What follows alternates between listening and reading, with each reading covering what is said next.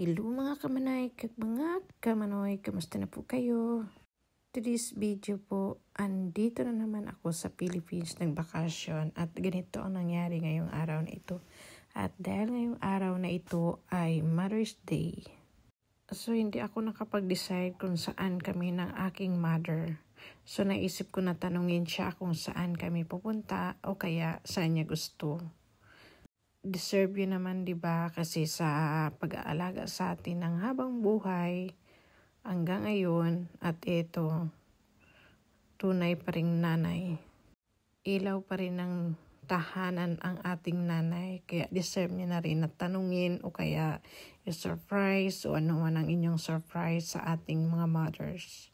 So, ito ang aking surprise. O tinanong ko na lang siya para at least hindi na ako mag-iisip o ano pa. Tinanong ko na lang siya para siya na yung mag-decide kung saan niya gusto. Para maiba naman kasi lagi ako nagsusurprise sa kanya. Sabi niya, okay lang wala, basta kasama lang kami. Totoo nga, ganyan talaga ang mga mother, di ba? Happy na sila na makasama ang kanilang mga anak. At eto na nga, dumaan na kami, nag-joyride muna kami, pumili muna kami ng tinapay. Na nakikita nyo yan, nung maliit pa tayo, ayan. 1980s ka ba? Ganyan yung mga tinapay na makikita mo. Oh. Ang mahal na ngayon kasi sa ganyan, 4 na piraso o 5. Nasa 5 pesos na. At ito na nga, dumaan kami sa Banga, South Cotabato.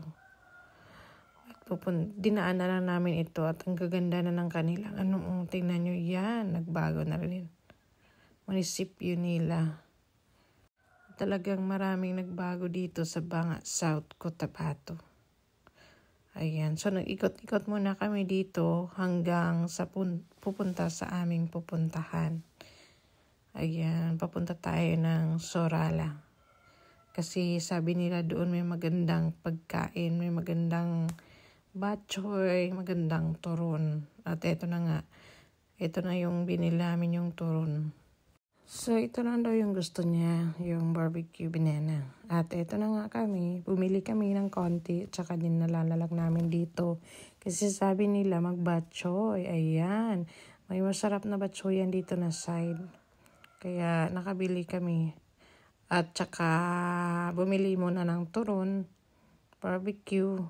At ito na nga, pagtapos namin bumili, pumunta kami doon sa isa pang kainan para makapag-upo kami. Kasi nakakapagod din na naglalakad-lakad. Dito na yan sa palengke ng Sorala, South Cotabato. At alam nyo ba, napakaganda na talagang renovated ng lahat. Ito na nga, ang kanilang batchoy special. So, special talaga yung binili namin para kompleto Ricardo, di ba? At yan ang kanyang laman. At mainit-init pa yan. So, masarap. Mainit ang panahon, mainit din yung kinain namin. Kaya, pawisin, syempre. Pero okay lang yan. At least nag-enjoy kasama ang nanay namin na mag-celebrate kami ng Happy Mother's Day. Diba? Simple lang yan kasi yun lang ang request niya. So, pagbigyan ang mothers. Kaya kayo dyan, mahalin ang mga nanay natin. Kasi deserve yan nila. Salamat.